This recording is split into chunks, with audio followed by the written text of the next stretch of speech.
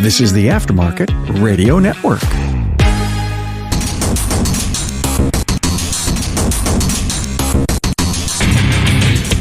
All right. Hi, everybody. Thanks for joining Diagnosing the Aftermarket A to Z. Matt Fanslow. I am Matt Fanslow, and I'm really happy about this next installment. I've invited none other than my wife. So proof she does exist. She's not a figment of my imagination. And I've brought her on because she is a alcohol and drug counselor, full-time, going to school for her license. And we want to talk today about the kind of the road to redemption, the path back, really from we'll just say some of the more negative aspects that addiction, or really terminology we should try to start using more, is substance use disorder, and the path back to society, family, getting back, another, maybe a bad term, and she can go after me about it, is trying to get back to normal. And that could be a really dangerous term to use there, but I'm going to tentatively toss that out. So thank you for joining me. Hi, everybody. My name's Danielle Fanslow. I work as an alcohol and drug counselor in Rochester, Minnesota. We're changing some of the verbiage to substance use counselor and substance use disorders instead of addiction or alcoholic, drug addict, junkie, all those terms. So basically all the pet names I have for you. Yeah, exactly. To kind of stop the stigma around people who have a substance use disorder. Okay. So the nature, how this came about, really, how we decided to really do this, is we were having a conversation on our way to the airport to go visit my daughter and fairly new granddaughter. We got to talking about, I don't know, I can't call her a mutual friend. Maybe a friend of yours, an acquaintance of mine that we met through a addiction community, or recovery, better yet, sorry, a recovery community. It really kind of started out how impressed you were that she finally got an apartment. And that got me to thinking about some of the trials and tribulations, that kind of hoops that have to be jumped through when starting to live in recovery and starting to get back into society, if you will, especially if you have family, significant others, kids involved, where you're maybe trying to get them back, get custody back, or just start providing, start contributing, stuff like that. So I can kind of speak to that, or how I came about this conversation. I need you to speak to that. Yes. I had saw a post on Facebook that she just signed her lease to this new apartment. And the reason, I haven't talked to her in a while, but the reason I asked her about it was because I was excited. Like, where is this apartment, so that I can recommend it to my clients who really struggle with getting any sort of housing. And I know from her background, she has a multitude of felonies. They're all drug related. No violent crimes, no crim sex charges, anything like that. And so when she said that, I was excited. Where is this? I figured she still lived in the community where I work, and I could recommend people to go there. So she told me that it's in Omaha, Nebraska. So that kind of shot that one out the window. But people really struggle, especially after fighting years and years with substance use disorders, finding a way back out. And when they do find a way back out, trying to, like you said, normal, but I think try to reach these goals. So everybody is a little different with that. And usually one of the most important goals is that they have autonomy and they can get in their own apartment or even buy a house. But mostly, they just want to be having a stable place to live. So that usually ends up being an apartment. But even the felony-friendly apartments that we have in Rochester, Minnesota, far and few between. Or there will be contracts in there where an entire apartment building will have, we'll just say 200 units, I don't know, and only 8 of them rent to people who have had struggles or felonies or have a mental health diagnosis or a substance use disorder. So they'll have 8 of those. And there's over 200,000 people in Rochester, and there's a big recovery community down there. So I find that to be the hardest part with this job is getting them to stability, which is always first and foremost. Yeah, I wish I had a better word than normal. I mean, that sums it up. I even hesitate to use, back to contributing positively to society. And I don't even mean society itself, but, whatever your world is, meaning maybe it's just you. You're single and you have to get those basic needs. And we're talking about a real fundamental one that is really horribly difficult to try to gain. And then add on to that, maybe people that rely on you, specifically kids, or like I said, a significant other, husband, wife, something of that nature. And it's just one more obstacle, 8 ball to be trapped behind. If that was the only one, maybe you kind of like shrug your shoulders and you're like, well, that's the game. But it isn't just that. It's so many obstacles and so many hurdles, both kind of part of the hoops to jump through. It's kind of like you mess up your room or you mess something up, you got to clean it up. That's just the way it is. There's repercussions to actions, repercussions to choices. And I'm not saying people choose to have a substance use disorder or anything like that. They often find out the hard way that they have that. And then the battle to get control of it, and whatever that is. I mean, that could be a whole episode of its own. But they have all these other hurdles that are going to be there as partly a natural consequence, partly just the path back to society. And then, I want to save this for later, is kind of the ones imposed by society simply because they kind of look down on you as this failure of a human being, that, you're an addict. I can kind of treat you like this. Nobody's going to question it because you're an addict. And maybe they don't even think it that way, sarcastically or mockingly even. But they kind of think that way. But I think we should hold off on that a little bit. Some of the hurdles, besides finding shelter, essentially, I mean, that stability of a shelter, that's the primary one, right? Maslow's hierarchy, I think the first one is finding shelter. And it's just a massive pain to try to find. So we have that, going against them, and they're battling this disorder. Man, I mean, you wonder why the relapse rate is so high. At what point? And then we're talking about one issue, finding a place to live. And you may have a felony on you, and it has nothing to do with, like you said, violence. It has almost everything to do with the addiction. And we're no way justifying that. Need to cater to them. They have this problem, and they did this to support the problem, but now they're getting better. So now, we got to bend over backwards. I don't want to imply that, but man, do you want to keep just throwing down these hurdles that are eventually contribute to driving somebody to just give up and say, F it.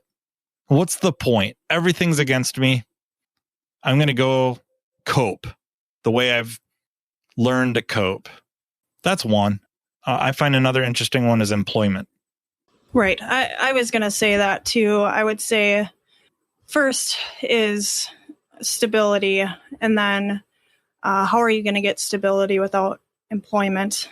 And so I'll find a lot of times, that'll have to be the first thing they get as well, and struggle with, because even filling out applications, I'm not sure if it's required anymore, but they used to have a question about if you've ever been convicted of a felony. And so whether to lie, which goes against everything in the recovery workbook, it's supposed to be rigorous honesty. And if you don't have that, you're prone to relapse, use again. And so, as much as I want to say, yeah, don't lie or whatnot, it's hard not to think that way. Is if I lie and they don't, because they're a small business or something, then maybe they won't run that background check. Usually my conscience, since I'm in recovery as well, says to be honest, and we'll deal with the repercussions of that later and figure out a different path, which I can speak to some of my recovery too, if you want. So a lot of times what I see is my clients going to like temp agencies to work, and so they're getting paid less than if they were to be hired on, or they'll go to these jobs, fill out the applications, run the background check, and then they're denied. And it's tough and it's discouraging for them. And I mean, my job is to lift them up and stay positive. And with society and what I see is you're kind of set up to fail. And like you said too, where it's not to cater either, because first and foremost with any, and I'm going to kind of jump all over, but with substance use disorders, they have to be ready to change. I mean, maybe everybody's heard that before, but truly they have to be ready. And what that just means is they have to say, all right, I'm done. I'm willing to do whatever it takes. You guide me. I'll use the tools and let's do this. And sometimes there's external motivators. So that could be either family. Many people have come in. They're like, my wife's going to divorce me, or my husband, or whatever, whatnot, however you want to, my significant other, my partner. And so, that's an external motivator where they're not doing it for themselves, or a lot of times the legal system. I would say 80% of my clients right now are involved in the legal system. So that's their motivator.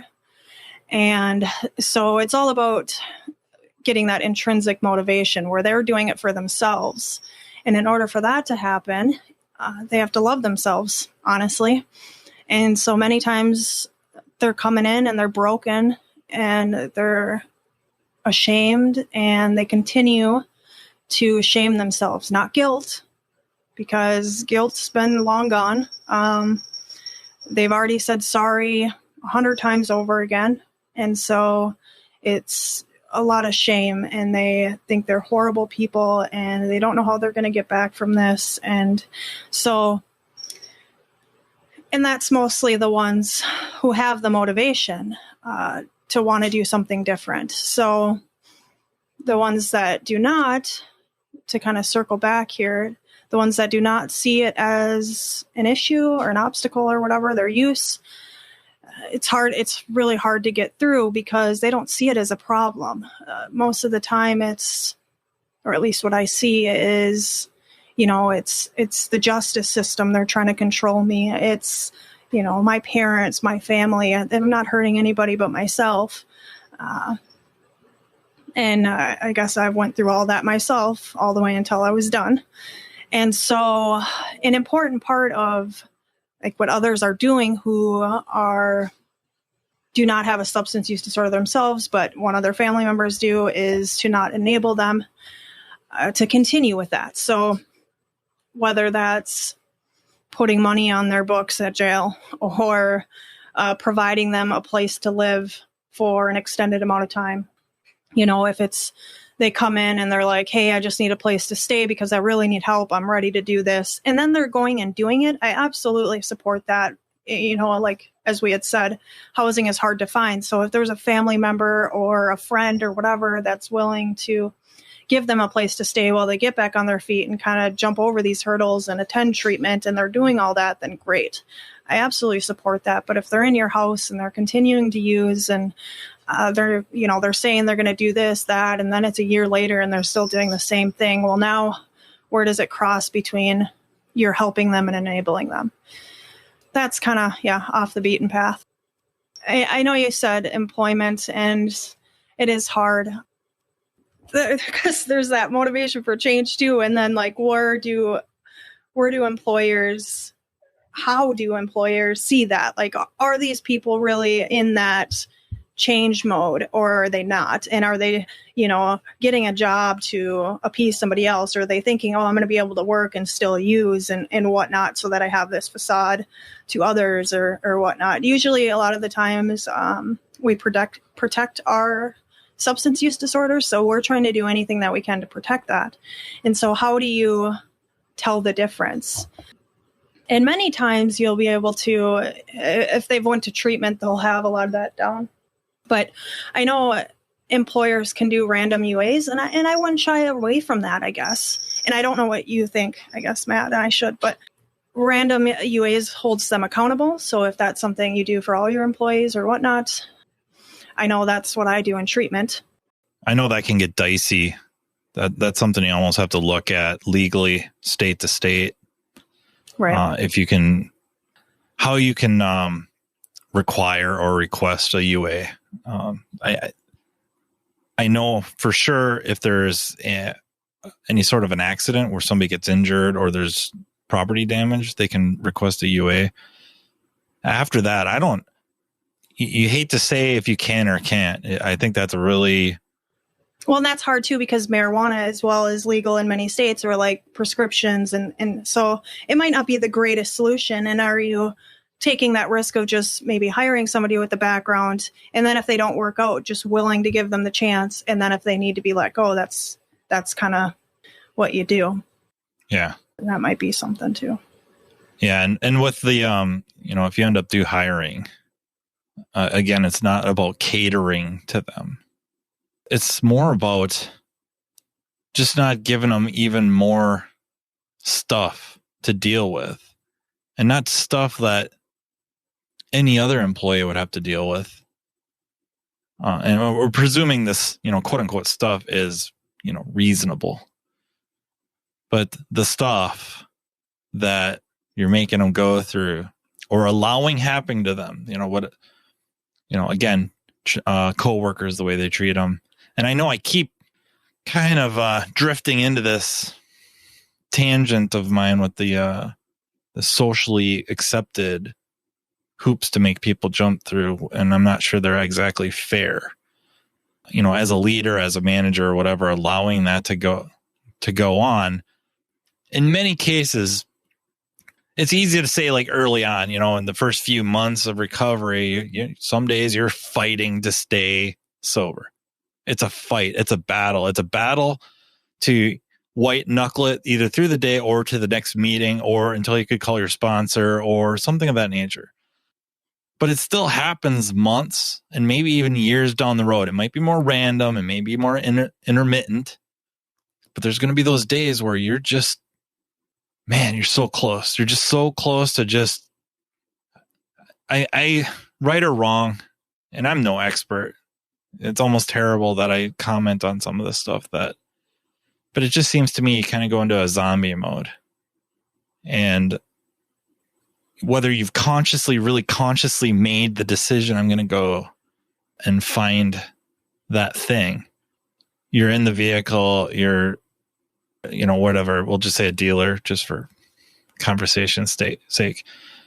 And you've introduced it back to your system, however you go about doing that. And it's almost as if the moment it hits, you're like, oh no, I did it. That's not to paint this picture of woe and sorrow or anything like that, but that's just the reality. Is why would you want an environment for anybody, whether they're have a substance use disorder or a mental health issue, diagnosed or not diagnosed. Why would you want to have an environment that would perpetuate anything like that, that could just remotely cause that? Again, I would not want to work in an environment where everybody's got to be handled with kid gloves, or it's got to be just so politically correct and whatnot. But on the flip side, I don't want a toxic environment at all either. So I just think that employment, hear these people out, interview them like you would anyone else. They may or may not tell you they have a substance use disorder or an addiction. They may not tell you. Yeah, I'm guessing they wouldn't most of the time. The felony, they may not tell you either. And if you don't do background checks, and I'm not promoting to do them or not do them. That's not the point. They may or may not tell you. But when they're there, now they're there. They're like any other employee. Are they doing the job? Are they showing up on time? The production levels where you would kind of expect them. And, I'm not promoting any numbers specifically. It's going to vary, I think. And are they reliable? And well, exactly. Yeah. It's any indicator, and it doesn't always have this specific episode. We're talking about substance use disorder and that revolving around that.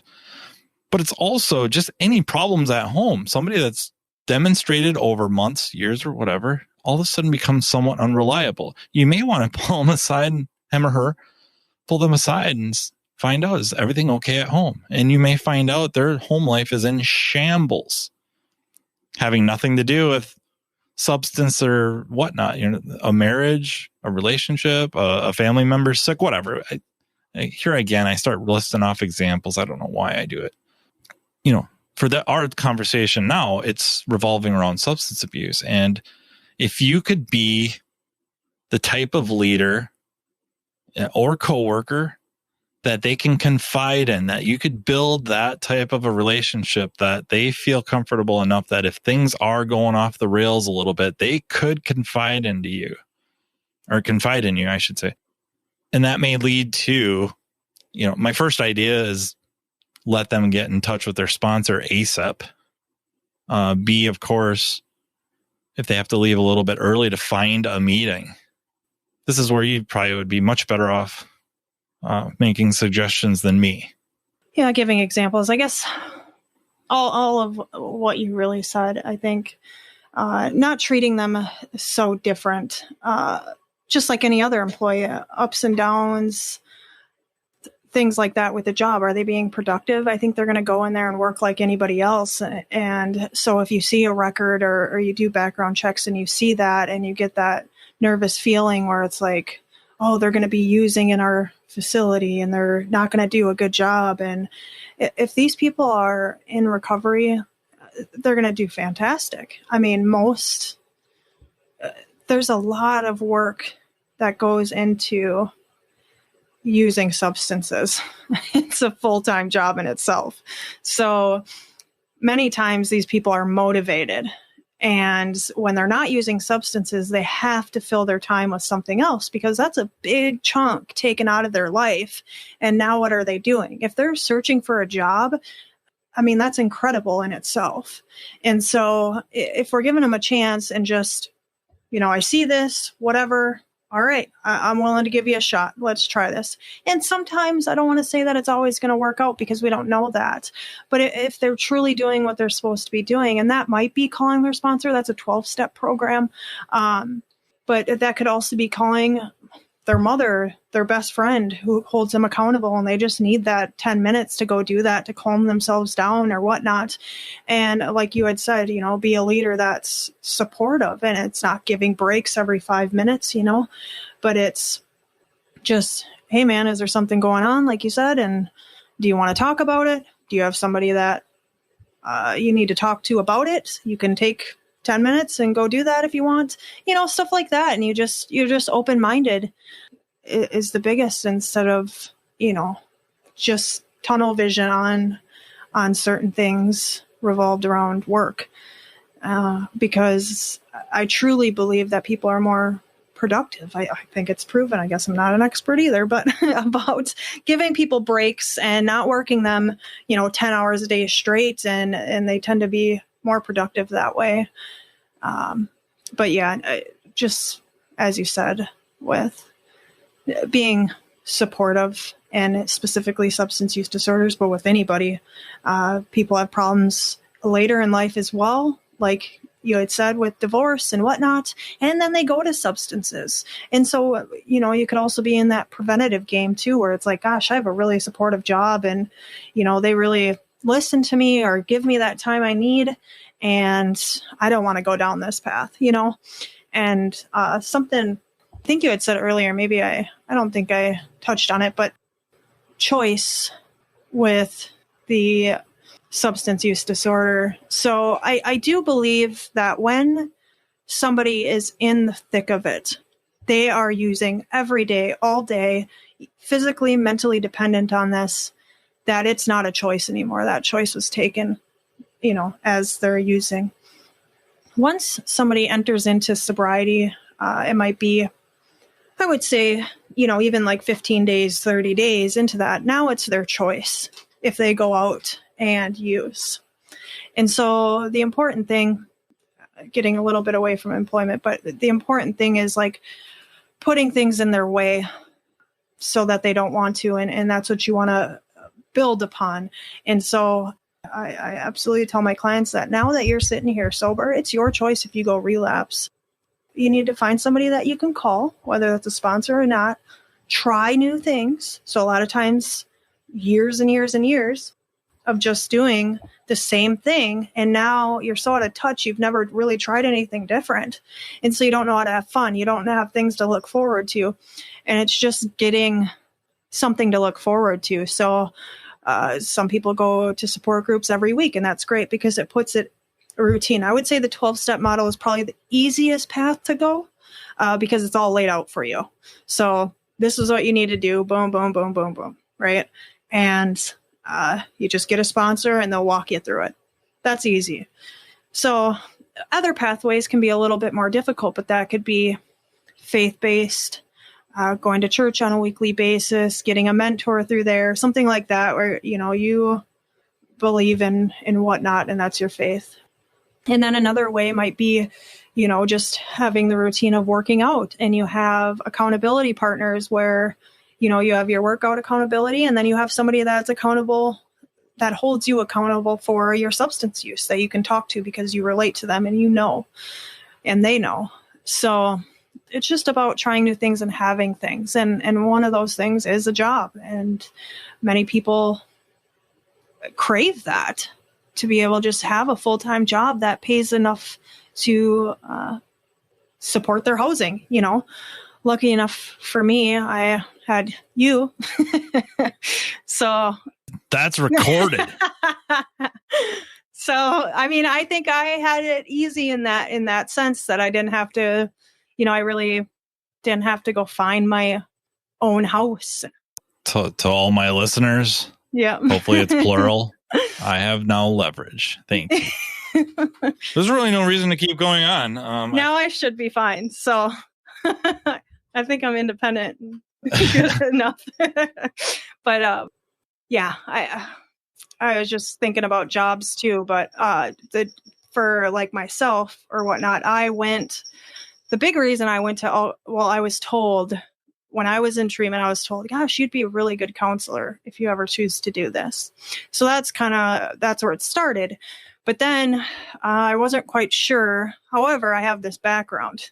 So I'm pretty sure it's dropped down to a misdemeanor now, but I have a 5th degree felony possession on my record. I have a gross misdemeanor, I think child endangerment, because I was using around her, my daughter, when she was like 10 months. And so these are things that stick with you, and not something that like I could even imagine doing now. Same with like thefts. I have thefts on my record, and geez, I don't steal from anybody, but except my bank account. Yeah, exactly. That's warranted. But I was just thinking that I went to school for this, even though I wanted to be a dental hygienist. So that was kind of my goal. I was thinking I'd be a dental hygienist, something I wanted to work towards before I became somebody that was addicted to heroin. And so that's what I really wanted to do. However, that was going to be a lot of work, and not just because I had to go to school, but because I have a background. And so where am I going to get a job? I can never work at Mayo Clinic, even today, unless maybe I go get my record expunged.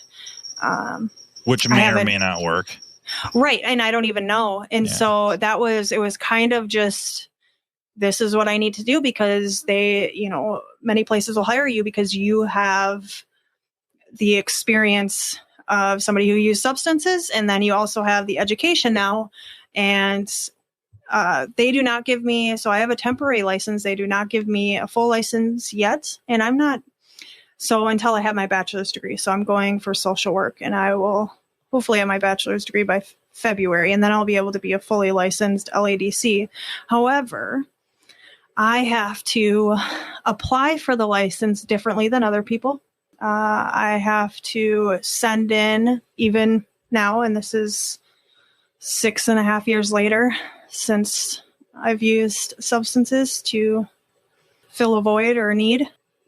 So I'll have to send in all this documentation with, first I have to write a letter on why I deserve this and why I will do really well at this job. And then I also have to send in all my police reports. I had to go down to each county that I was ever had an offense in and gather all that information, and just a ton more things that I guess a person without a substance use disorder doesn't have to do. So even with this job as an alcohol and drug counselor, I still have to do that stuff. So I just figured this is probably the best route. And turns out I think I'm pretty good at it. It's one of those things that makes me want to go on a real big rant, not because it's just you. That might be reason enough, but just, the involvement of the recovery community in that world, and listening to story after story after story, whether they had a felony or not. It typically applies more or less to the ones that have some sort of felony, usually involving theft, or a reckless endangerment or a child endangerment, something of that nature. And I understand the charges.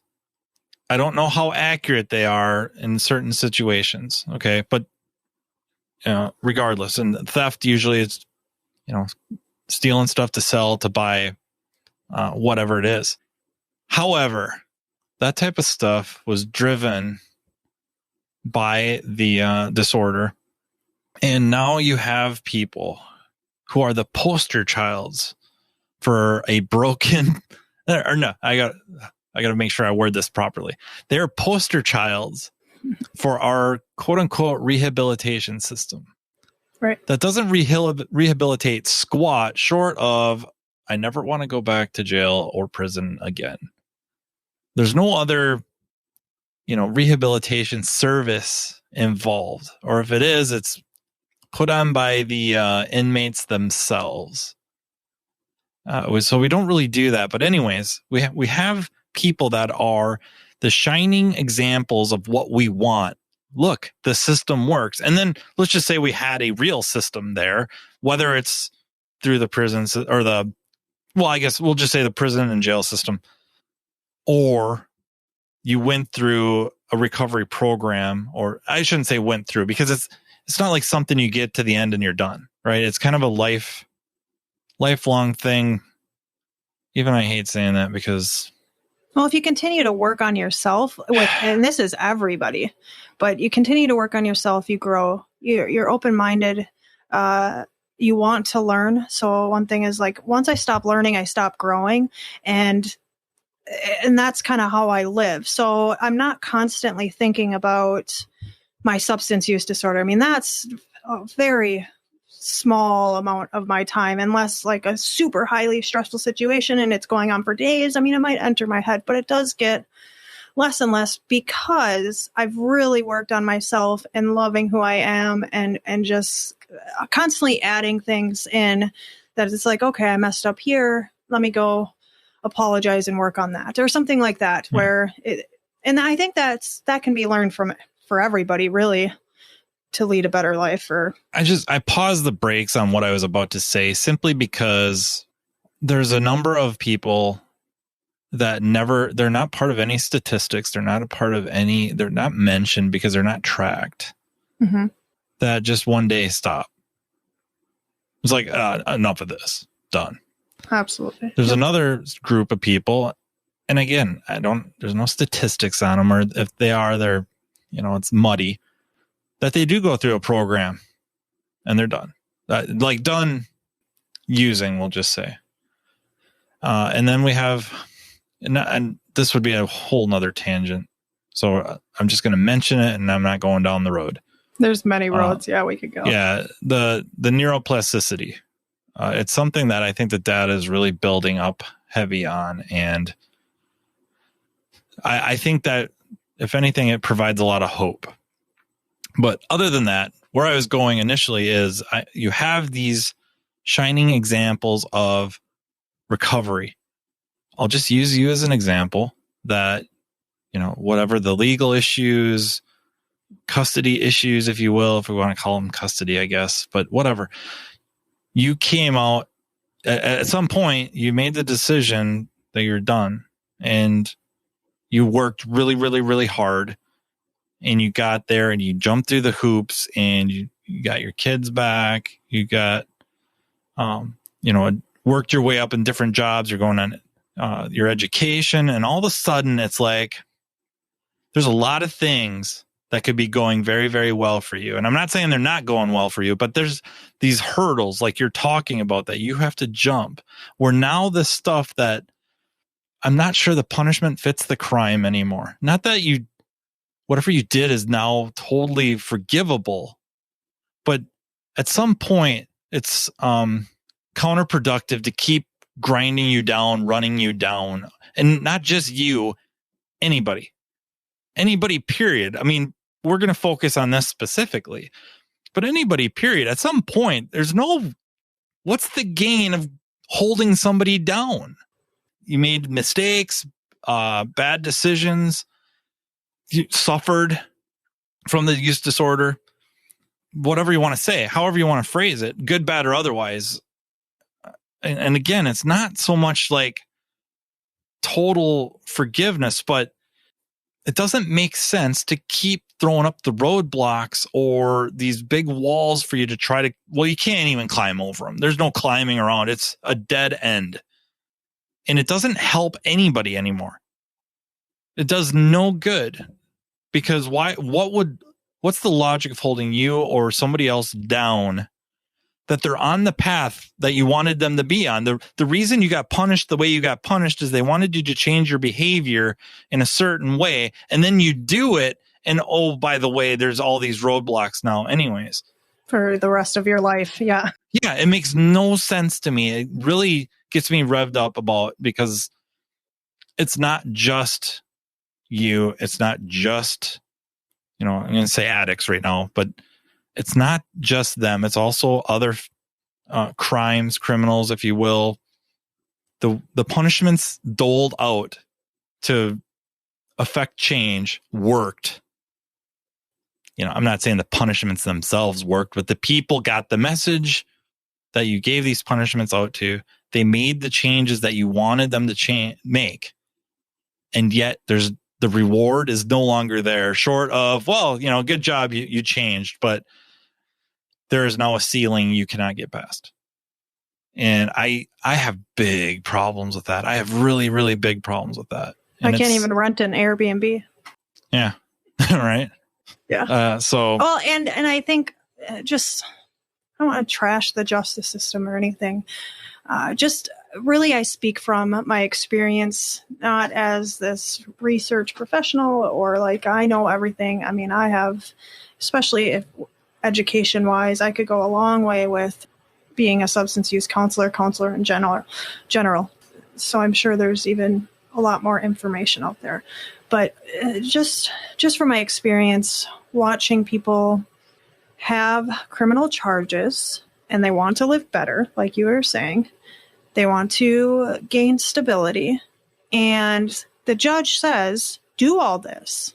You need to do this. Otherwise, I am putting you in prison. You have 64 months hanging over your head. Do this, this, this, and that. Go to treatment, follow recommendations, whatever that means, which really puts the power in my hands. So if I decide whatever, then I can, if they decide they don't want to do it, I can go and say, he didn't follow my recommendations. Well, that's a mess in itself too, but hopefully most try to be as honest as possible, but yeah. But I think that what you're saying there will lead into where I'm hoping this conversation goes. Yeah. Housing, jobs, visit your kids, all this stuff. And so going back to the beginning, I can't get housing, right? How do I get housing? Well, you're not working hard enough. I've called 35 places. Nobody will give me a place. So now I'm back. I'm living either homeless or I'm living with the people you told me to stay away from because I have nobody else in my life. Yeah, because they're the only ones that'll take you in. Yeah. Right, because now the people you need my to mother, be away from the father, most. Yep. my brothers, whatever, they've all, for good reason, have basically disowned me until I have a significant amount of time sober and stable, right? And so now what happens many times and why they get wrapped back up is that they're going over to these friends' house who's continue to use. And they tell the judge, well, I live somewhere. I have a stable place. Okay. And even with that, it's hard, but... Yeah. Even if that specific domicile is fairly clean and clear and nobody's using inside it, it's in the middle of the neighborhood that you were, that this. Well, that's the thing too. Low income housing. Where is that? It's not in the greatest. And to a point, it's their responsibility as well. And so I try to, because the lack of options, because I can't go, hey, why don't you move into this neighborhood? This is a really nice neighborhood. A lot of times I'm not preaching that because they probably would choose that. I have to inform them, okay, you're going to live in this. It gives you a roof over your head. And then you're going to have to ignore everybody else. And it's your job to do that. And so maybe something, and then I just go on, like maybe something you can do, you're responsible for yourself, like all these things that I just feel like it would be really nice to be like, you know what, this is a really good neighborhood. I seen a house or whatever for rent over there, apply, same with jobs too. I mean, it's the same thing with that and then, they'll want time for their kids and you're not hugging your kids well enough for it's just it's really hard and sets people up to fail. However, like you had said, I don't want to make it like they're just fragile and they're gonna whatever. It comes down to choice and building a support system so that when you have those struggles and when those things are going on, that you're coming to somebody like, this was the worst day. this happened to me, and then having that person to either hold you accountable, whether you're getting into that like pity party, which is very classic, especially in the early part of recovery, or if it is a tough day and let me be here to support you. I'm sorry you're going through that. You would want the quote unquote system to try to stack the odds in people's favor. You wouldn't necessarily take somebody who's on a weight loss journey and hang out at buffets and the ice cream parlor.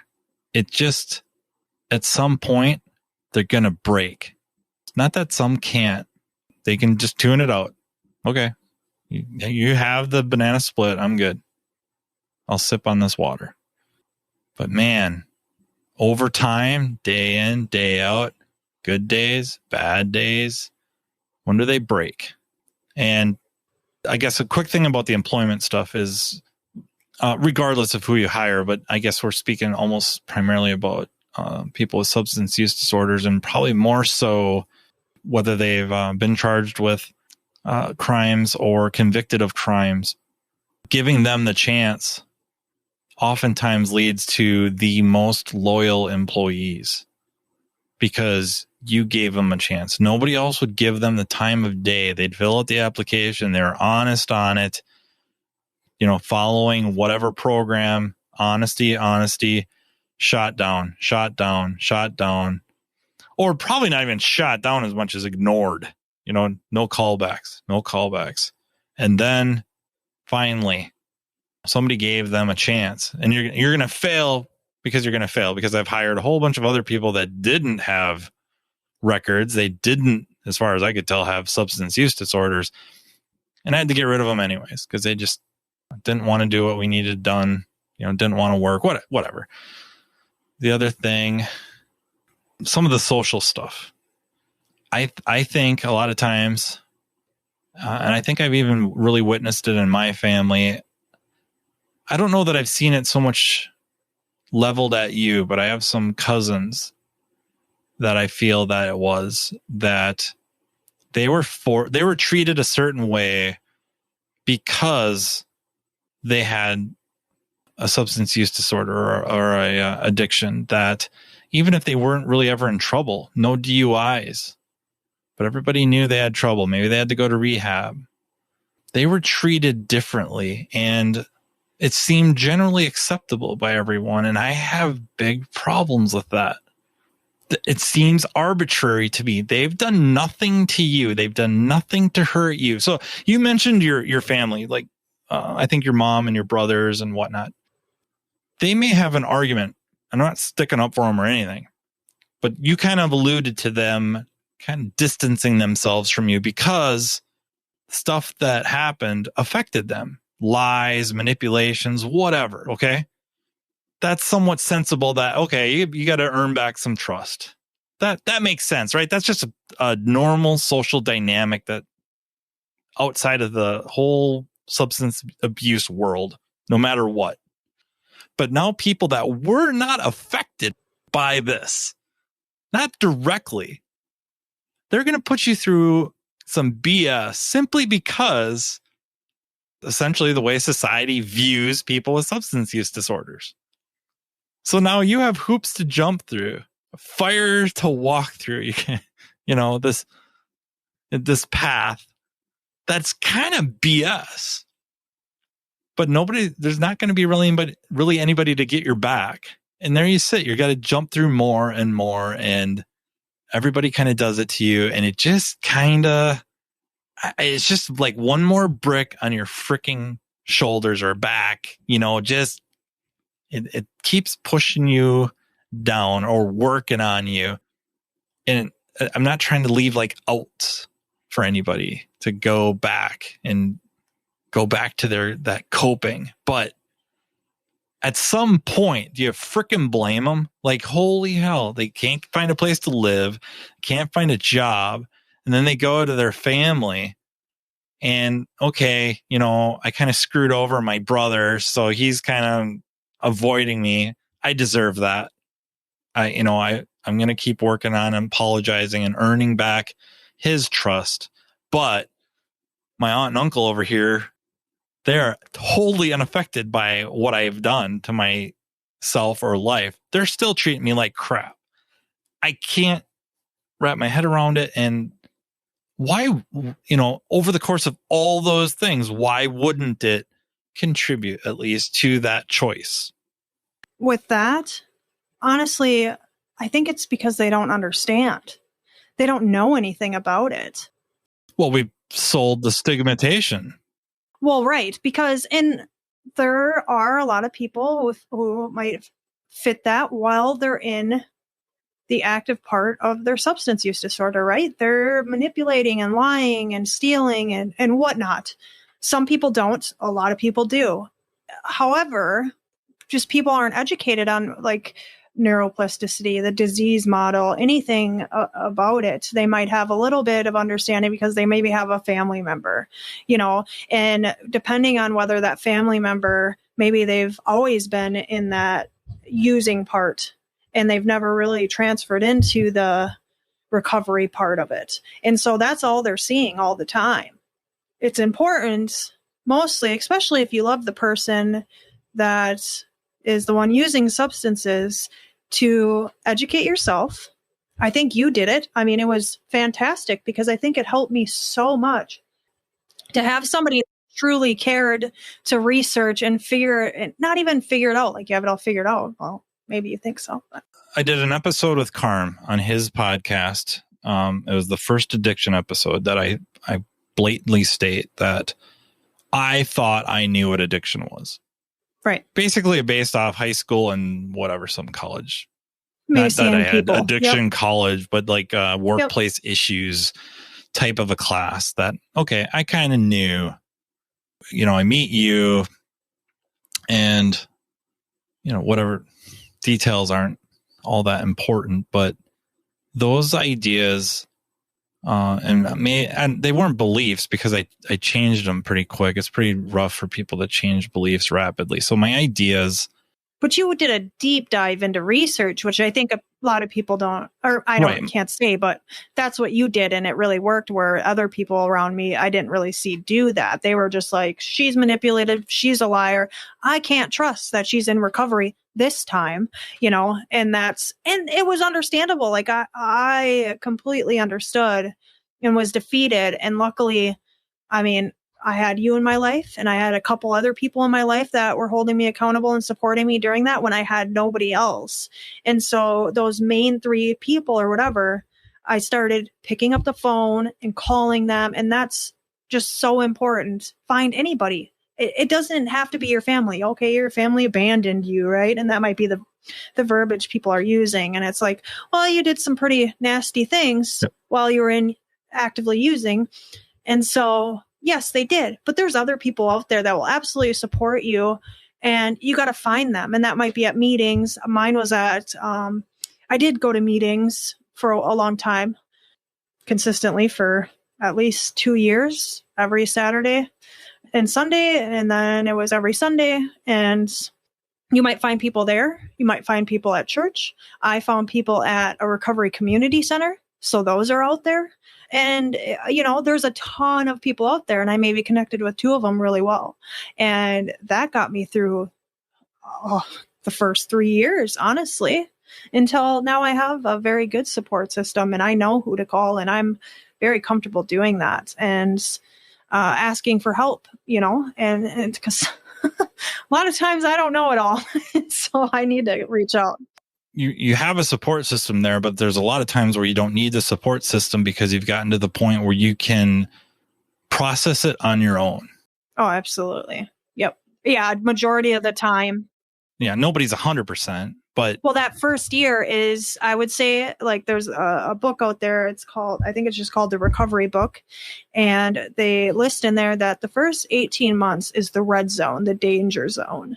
And that's really where you're most prone to relapse, use again. So you have to be really careful. And that might be the time where, your coping skills, you're not utilizing those. You don't even have those. What are those? Right. So it's right. So that first 18 months, you're reaching out. It might be every day. It might be twice a day. I don't know. It might be laying in bed all day in tears and not knowing what to do until, you start building that and you build yourself up and go back to loving yourself and stuff like that. And you may have had to scrap, or you should be scrapping the vast majority of your coping systems or skills in that first 18 months, and then trying to find new coping skills and not liking them. Because a lot of times the coping skill is actually feeling those feelings. Yep. And going through those stages. I suppose stages of grief in many cases. Yep. It sucks. And kind of not to go back too much, but it's just when we're talking about like the studying and stuff for me, the thing that triggered it really was I had these ideas and they weren't adding up. They weren't what I was viewing in real life and real time did not align with these ideas. So now I know my ideas are broken, or you're just a real outlier, right? Certainly possible, but it was much easier to believe that my ideas were wrong. And then it didn't take much deep dive at first to realize just how wrong and how much crap I've been fed through, the education system, and then just society in general and the media, whatever that, the news, television, TV shows, movies, whatever. And then you start going deeper and deeper into now the medical studies and the scientific studies, and realizing the breach between the two. You know, there's a big split between this being a disease or, you know, I've said it before, neuroplasticity. And again, don't want to go down that road right now. That's what really fueled it. That's what really fueled it, is that what I thought I knew was not manifesting itself in real life. Nothing correlated. And then I found the more I started digging, the more things made sense, and I could see it in real life with us, with you. And then that changed. You know, I'm not going to say it, you know, made our relationship any better or anything, or worse or anything like that. It just changed the way I viewed things, specifically with your actions / choices / views. That it made it a lot easier for me. And then hopefully because of that, it made it easier for you and made me more available as a confidant or something of that nature. Not saying my answers were ever all that good. I mean, some of them in retrospect were pretty crappy, but my heart was in the right place. Mm-hmm. Not to make a big story out of that, but yeah, I just, these trials by fire that I see people put through for no other reason than the label of addict or junkie or alcoholic, you know, and never considering especially, you know, if they're, you know, Thanksgiving's right around the corner. I know.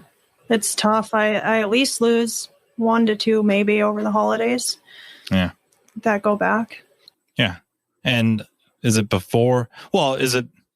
I mean, I suppose we could launch into a whole nother conversation about that. I know. I was going to say we might have to do a part 2, but it's usually many times. I mean, just like probably a lot of people know, is holidays can be tough.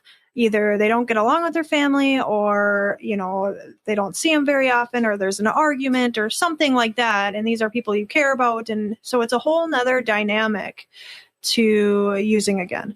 And then you also have people have trauma related during their childhood or whatnot, and have grown up. And that's why they use, not that's why, but that's what they turn to cope with the trauma, and are using because of that. Now they're reintegrating with these people twice a year around this time.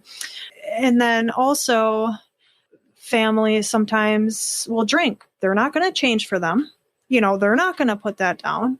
So, and I get that. So then I get both sides. You know what I mean? I really get the person who's trying to be in recovery and still go to those functions, even though there's alcohol, because they want to be around their family, and they don't want their family to put it down because, you know, it's their choice and blah, blah, blah. And then, you know, and then the family side too, where it's like, should we not? Oh no, we can't drink around them. That's another thing that families, I had a friend say to me, you know, one time before, it was like, oh, you're not going to have a beer. And then it just was like weird anytime we hung out, because I didn't drink. So then could we even talk about it? Could we, you know, so it just made things awkward. And so that's kind of what happens sometimes at holidays, where, you know, it's really awkward. If they're not drinking, they've always drank, then it's really weird, instead of just opening up and talking about it, you know, and just trying to like be as normal as possible. And it's not normal. This isn't normal. We need to be open about it. And so or they're just drinking and having a good time, and you got the person trying to be in recovery in their first year, the danger zone, and they're sitting there like, just everybody else is having a good time, and I can't drink ever again, you know, and that's what gets rolling in their head. And they might not drink that weekend, this Thanksgiving weekend, or use whatever is their substance of choice, right? But it might be the following weekend, because now they saw this And they've steadily talked themselves into why this could be a good idea next weekend. Or, it's stuff like that. And so it's just tough. And usually if a family member is trying to be in recovery, and they're not showing up to holidays, that might be the reason why. And that's okay. And we just have to be supportive of that. I will tell one of my clients' girlfriend is doing like a Friendsgiving, right? Well, they're going to be drinking. So, she's like, are you going to come with us? Like you're not having any family? And he's like, no, I'm not coming to that. And then she gets upset. Why aren't you coming to this? And so, but what he tells us in group, and I'm not sure if he discussed it. I think he discussed it with her or not, but I don't want to be around drinking.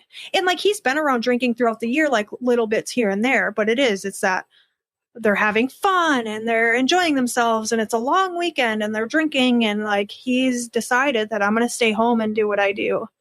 Like it's any other day, because I don't want to risk that. And that's important. Yeah. And there's legality type issues here with this thought. I get it, but it's really just kind of an analogy is if the family regularly used heroin at these, and you have somebody, a family member who's in recovery from opioid addiction, specifically heroin, how many people would view that? Let's just ignore for the time being that, it's a controlled substance. How would you feel about this person walking into a party or a family gathering where everybody's using heroin? You probably scoff at the idea, but we think nothing of an alcoholic in recovery going to a party and there's people drinking all around and slapping them on the back and, oh, you sure you don't want one? And right. It's just, so I'm pulling this totally off the cuff, that how would you feel? How would you feel if, let's just say, drinking was one of your vices, and we'll just say Thanksgiving because it's so close that we know your work schedule, you're not working that day. Okay, what if there's no drinking, no alcohol to be seen from 2 p.m. to 6 p.m.? And then if people wanted to do that, it would start, you would have this window, and then if you needed to, you could bail. Is that a really kind of a crap strategy? Would that make things even more odd? Because people are watching the clock, waiting for you to go, or waiting for 6 bells so they can. Well, if that's what they were doing, then that would feel weird. Yeah. So almost 6, then the party can really start. Right. Then it can go. Yep. No, I don't think that's a bad idea. I think you just be open and honest about it, though. And like, instead of like behind the scenes doing that, and then, I come into this party or Thanksgiving or whatever, and people are acting weird because they know something I don't, And so I think if somebody gives me a call like, hey, the family was talking and, usually we have drinks here and that.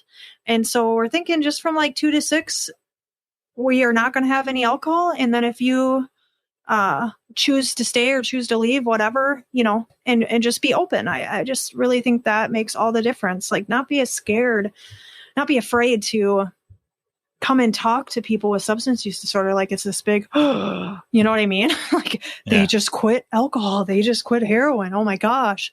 But I understand that too, from that point where people are not in this, have never been in this. And that's where we go back to that education piece again too. And like, if you have a family member, go do your research, because yes, it will open, maybe not completely, but at least your eyes to what they're doing, how they're doing it. And so that you have some understanding.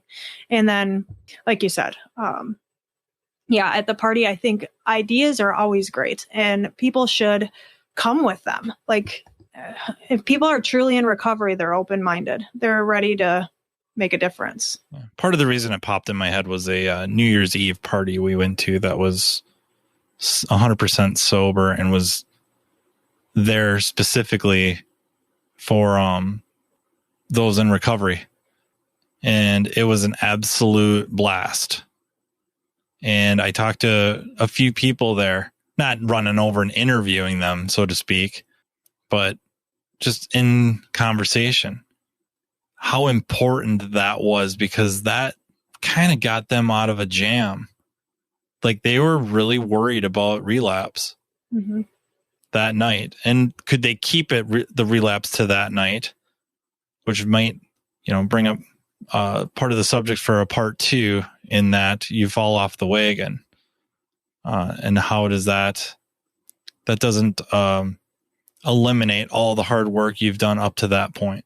But anyways, correct. So that's just an idea. Yeah, tossing up.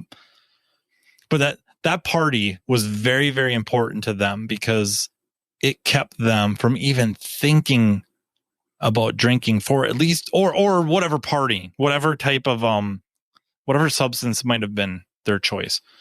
That for at least a few hours, it didn't even dawn on them. They were having a blast playing. I mean, there's card games, board games, video games, music, food. Holy cow, the food.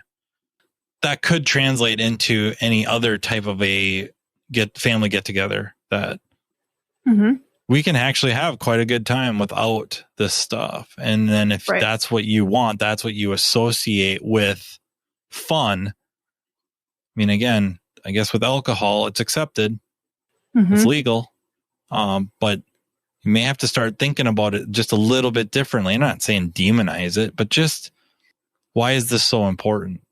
And then, especially if I've got somebody here in recovery, am I so much better than they are? No, that I can't have fun without this for however many hours today, and with socially acceptable, I was thinking about this, and I did want to put in, I don't know if you're going to give me a last word or whatnot, but you always get the last word. That's not true. I don't even get the last word on my own show. But if people are this alcohol, I believe it's 1 drink for a female and 2 drinks for a male is having a drink, right? Well, that seems only fair. Well, female actually have there's something, I can't remember what the enzyme's called, but we don't actually have it. And so men do, and they're able to process alcohol differently.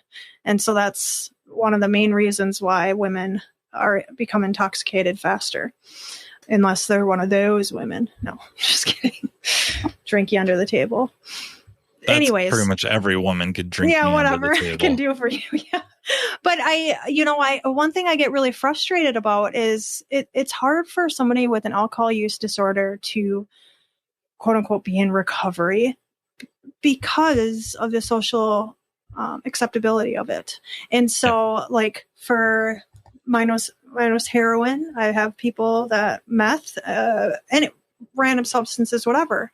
So if they're able to cut everybody out of their life, which I've seen many do, and it's not like this is being sold on, each town, every corner. You know what I mean? Like you just walk in and they're like, here's a bag of meth for you. Okay. So there's a little bit easier if you are truly motivated to stop, to put it down, where alcohol is different because there's a liquor store, a bar, every town, at least 2. And then you also have like football games, right? We're watching a football game.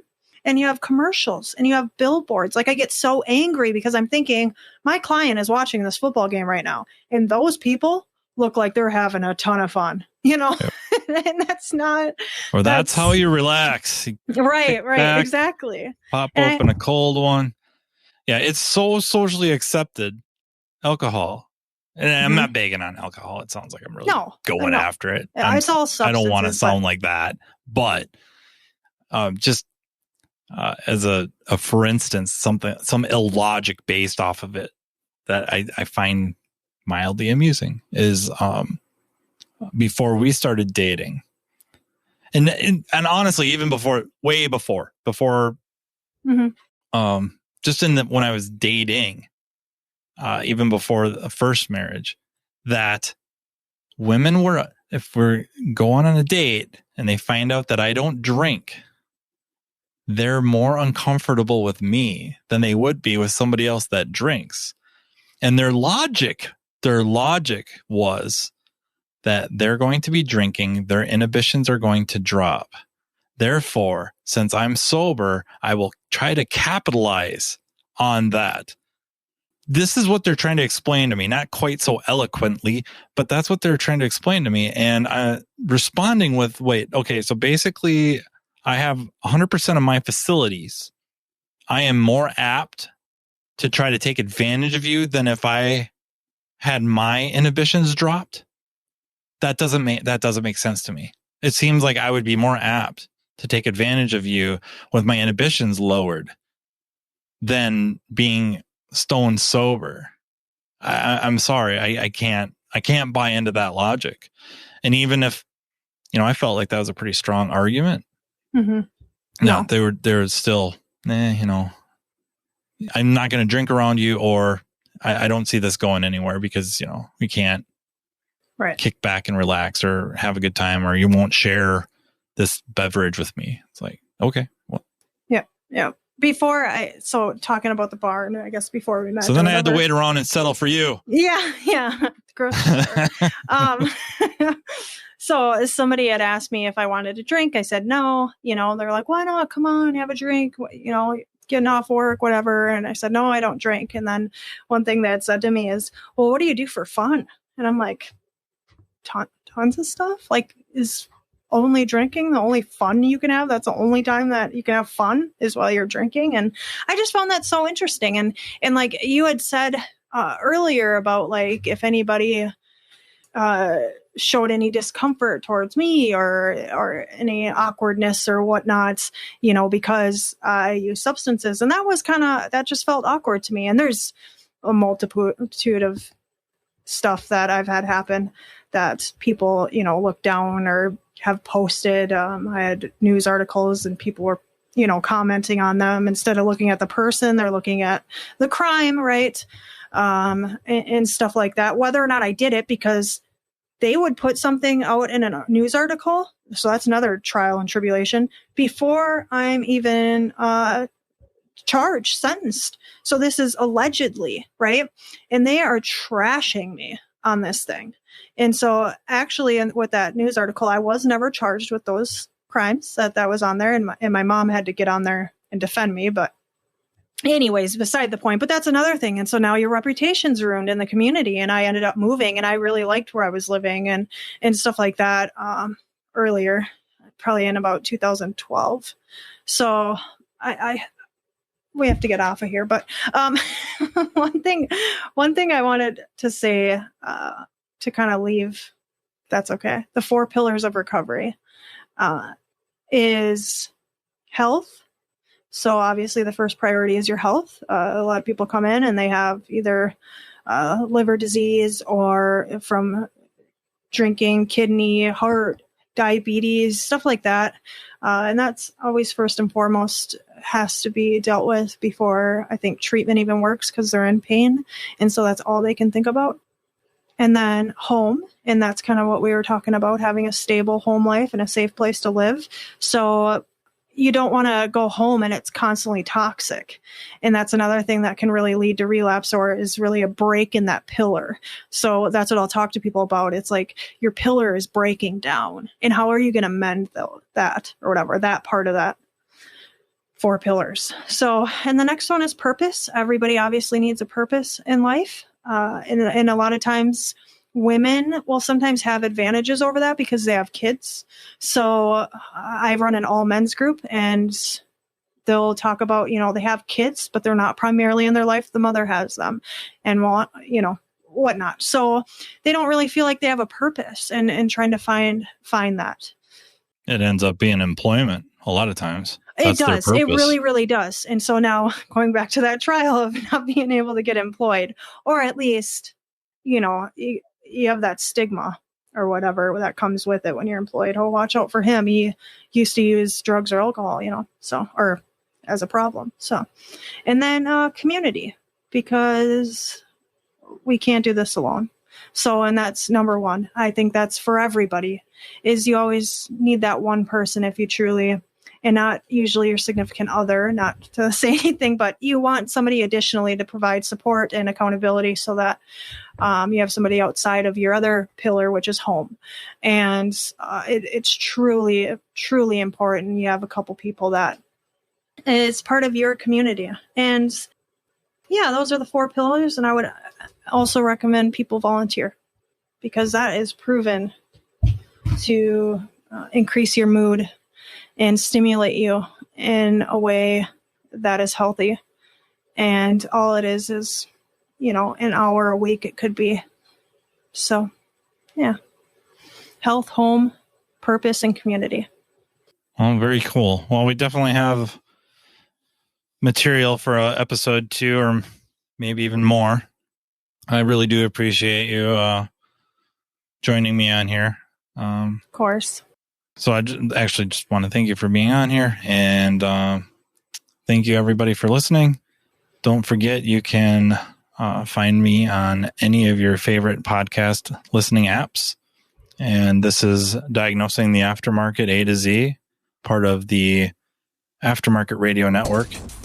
We'll talk to you next time. Thank you again. Thank you. You've been listening to Matt Fanslow, Diagnosing the Aftermarket A to Z on the Aftermarket Radio Network. Follow Matt on your favorite listening app. He's very interested in what you have to say. Let him know what you'd like him to cover and come on the show. Matt is all for advancing the aftermarket. Find Matt Fanslow on social media and connect. Or on aftermarketradionetwork.com.